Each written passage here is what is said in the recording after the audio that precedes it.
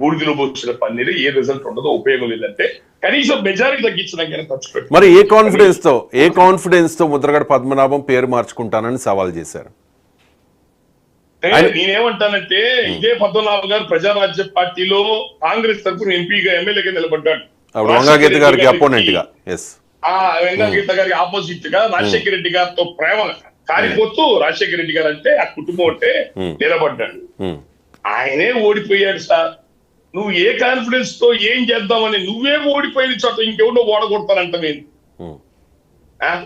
నువ్వు YCP party కండవా కప్పుకున్నా, YCP వాళ్ళు script రాసి చదివావు. ఆ మాట చెప్పండి, గొడవ ఎందుకు? రైట్. ఇప్పుడు పద్మనాభం గారి గురించి అందరికంటే ఎక్కువ మీకే తెలుసు, ఎందుకంటే మీరు కూడా సాటి కాపు నాయకుడిగా వెళ్ళి కలిశారు చాలా సందర్భాల్లో. ఇప్పుడు పవన్ కళ్యాణ్ని ఆయన విమర్శిస్తున్నారు కాబట్టి కాస్త విభేదిస్తూ ఉన్నారు. కానీ పద్మనాభం గారి విషయానికి వచ్చేసరికి ఆయన మాట ఇస్తే నిలుపుకునే వ్యక్తి. ఆయన కూతురు విషయంలో ఆయన గడప కూడా తొక్కనివ్వను అంటే ఇంకా తొక్కనివ్వరు. మళ్ళీ ఒకానొక సందర్భంలో ఏదో ప్రజలకు వచ్చిన సమస్య మీద పిస్టల్ పెట్టుకుని రూమ్లో బంధించుకుని చేసిన హడావుడి అదంతా మనం చూసాం. అంటే మాట ఇస్తే దాని మీద నిలబడిపోతారు, ప్రాణం అన్నా పోవాలి తప్ప మాట తప్పరు. మరి ఇప్పుడు ఏం చేస్తారు? పేరు మార్చుకుంటారా? పేరు మార్చుకోమని మీరు డిమాండ్ పెడతారా? కాపు జేఏసీ, టీబీకే జేఏసీ తరఫున నేనే పెట్టాను సార్. ఎందుకంటే నా సాటికి కాపు కులస్తుని, నా జాతి నుంచి రాష్ట్ర స్థాయి నాయకత్వం కలిగిన వ్యక్తిని నేను కించపరుచుకుంటే అది నన్ను నేను కించపరుచుకున్నట్టే. మా కులాన్ని మీరు అవమానపరుచుకున్నట్టే. ఆయనకి ఆ విజ్ఞత సంస్కారం ఆయన పొందలేదు, కానీ మాకుంది. అసలు పోయినసారి రాజశేఖర రెడ్డిని ఇట్లాగే భుజాన్ని వేసుకుని ప్రజారాజ్య పార్టీలో అల్లరి చేశాడు. ఇప్పుడు జగన్మోహన్ రెడ్డి భుజాన్ని వేసుకుని మళ్ళీ ఇట్లాగే అల్లరి చేశాడు. నువ్వు గెర నియోజకవర్గంలో నువ్వేది ఓడగొట్టి, నువ్వు రాష్ట్ర స్థాయి నాయకుడికి రాష్ట్రమంతా తిరుగు. జగన్మోహన్ రెడ్డి పక్కన కూర్చో, స్టేజ్ మీద పక్కన కూర్చో, రాష్ట్రం అంతా తిరుగు.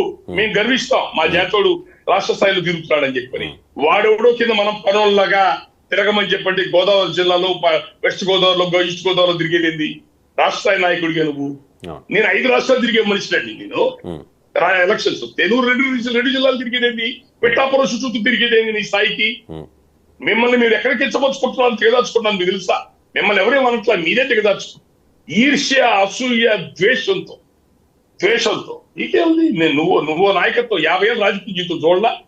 నువ్వు ఎంజాయ్ చేయాలి 50 ఏళ్ళ రాజకీయ జీవితం. ఇంకో పవన్ కళ్యాణ్ కోతలేడు పార్టీ మీద అతను కుదరపడుతున్నాడు, పాడనివ్వండి. ఇంకోళ్ళ మీద ఈర్ష్య ఎందుకు మనకి? ఇంకోళ్ళ మీద ద్వేషం ఎందుకు? రెడ్ల మీద నీకు ప్రేమ ఎందుకు? నువ్వు ఉద్యమం మొదలు పెట్టిన రోజు నుంచి నీ ఇంటికి వచ్చినంతా వైసీపీ వాళ్ళేక. కరుణాకర్ రెడ్డి, మిథున్ రెడ్డి, ఆ రెడ్డి, ఈ రెడ్డి, ద్వారా చంద్రశేఖర్ రెడ్డి, వీళ్ళక పొద్దున ఇంట్లో కనపడేది. కాపులు ఉంటారు ఎప్పుడన్నా వీళ్ళకి. పిఠాపురంలో అసలు పిఠాపురంలో ముద్రగడ ఎఫెక్ట్ అంటే ఆ నష్టం ఏమీ లేదు జనసేనకు అంటారు. ఎంతో కొంత నాకు తెలిసి కాపుల్లో యూనిటీ పెంచిందేమో కదా ముద్రగడ ఎంట్రీతో. పిఠాపురంలో ఆయన ఎఫెక్ట్ ఉందండి. ఏంటి ఎఫెక్ట్ అంటే పాజిటివ్. కాపులు కొద్ది గొప్ప అటు ఇటు డిబేట్ అయ్యే కాపులేమో ఏకమయ్యారు పవన్ కళ్యాణ్ గారి కోసం. బీసీఎస్సీ కులాలు ఎవరైతే కొంత కాపులతో డిస్టర్బెన్స్ ఉన్నాయో జిల్లాలో ఉంటాయి కొన్ని కులాల మధ్యలో, ఆ డిస్టర్బెన్స్ ఉన్న కూడా పద్మనాభం గారు పుణ్యమని పవన్ కళ్యాణ్ గారు ఏంటి అంటే పవన్ కళ్యాణ్ మెజారిటీ పెరగడంలో పవన్ కళ్యాణ్ గారు జగన్మోహన్ రెడ్డి గారి పక్కనే ఉంటూ, పద్మనాభం గారు జగన్మోహన్ రెడ్డి పక్కనే ఉంటూ పవన్ కళ్యాణ్ గారికి ప్లస్. మంచిదే కదా. అంటే ముద్రగడ వల్ల పవన్ మెజారిటీ పెరిగింది, పవన్ ఇమేజ్ పెరిగింది, అంతే కదా. ఖచ్చితంగా పెరగబోతుంది. రైట్. ఎంత ఇస్తున్నారు మెజారిటీ మీరు? ఎంత మెజారిటీ ఇస్తున్నారు? పిఠాపురం 1,00,000 మెజారిటీ అంటున్నారు కానండి, 1,00,000 రాదు అంటారా?